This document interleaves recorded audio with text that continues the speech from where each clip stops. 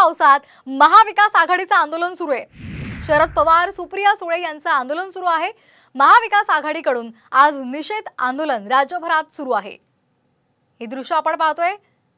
सुप्रिया सुळे या पावसामध्ये भिजत आहेत आणि संवाद साधत आहेत। तिथे लढत होते। सरकारचा निषेध केला जातोय। सरकारने घेतली पाहिजे। अतिशय असंवेदनशील सरकार आहे आणि शेवटी सत्य बाहेर आलंच। 2 दिवसांनी हाच चॅनलवाल्यांनी आपल्याला सांगितलं की तिथला कोणीही बाहेरचा नव्हता। ती बदलापूरची सामान्य मायबाप जनता होती जी लेकीसाठी लढत होती। म्हणजे ह्याच्यातूनच या सरकारची विचारधारा काय किंवा कसा हा विचार करतात हे उघड झालेलं आहे। त्यातून माननीय मुख्यमंत्र्यांनी एक स्टेटमेंट केलं की एक बलात्कार झाला पुणे जिल्ह्यात आणि 2 महिन्यातच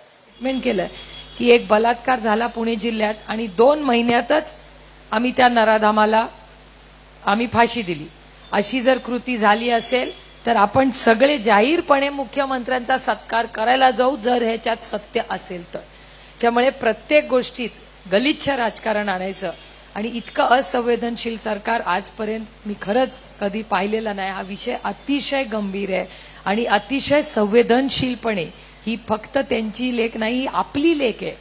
त्यामुळे आपल्या सगळ्या लेकींच्या सुरक्षिततेसाठी जर सरकारला जमत नसेल तर आपण सगळे मिळून जबाबदारी घेऊया आणि महाविकास आघाडीचे सगळे मित्रपक्ष आहेत, आपण सगळे मिळून एक उपक्रम करूया की आज या सरकारला जमत नसेल तर आपण आपल्या लेकींची जबाबदारी घेऊ। आपण प्रत्येक शाळेत जाऊ, आपण हात जोडून सांगू की बाबा काय मदत लागली तर आम्ही तुमच्याबरोबर खंबीरपणे उभे आहोत।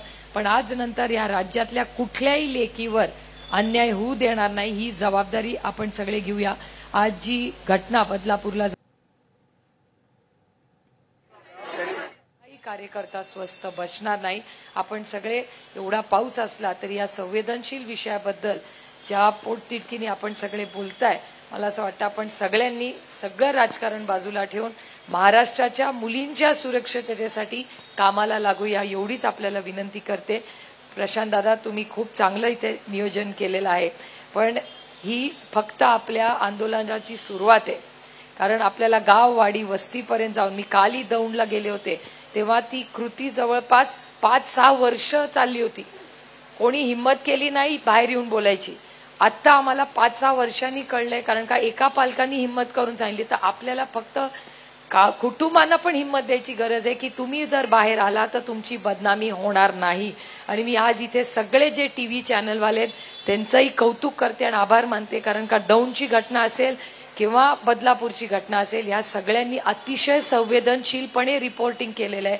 ज्या आपल्या लेकी आहेत त्यांच्या कुटुंबाचं नाव किंवा ओळख कुठेही बाहेर आलेली नाही।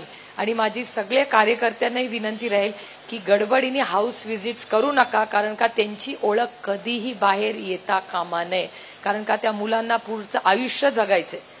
त्याच्यामुळे त्यांची प्रायव्हसीचा मान सन्मान आपण केला पाहिजे। 15 दिवसांनी तुम्ही त्यांच्या घरी गेला तरी चालेल, पण घाईघाईनी जाऊ नका, कारण का आता त्यांना काउन्सिलिंग वगैरेची मदत आहे। त्याच्यामुळे माझी सगळ्या कार्यकर्त्यांना विनंती आहे की मीडियानी फार संवेदनशीलपणे हे विषय मांडलेले आहेत, तीच संवेदनशीलपणा आपणही दाखवावा। आपण इथे आलात आणि या मोठ्या आंदोलनाची ही फक्त सुरुवात आहे। आपल्याला सुरक्षिततेसाठी खूप मोठं काम महाराष्ट्रात उभं करायचंय आणि पुन्हा एकदा या सरकारचा आणि त्या कृतीचा मी जाहीर निषेध करते। जय हिंद।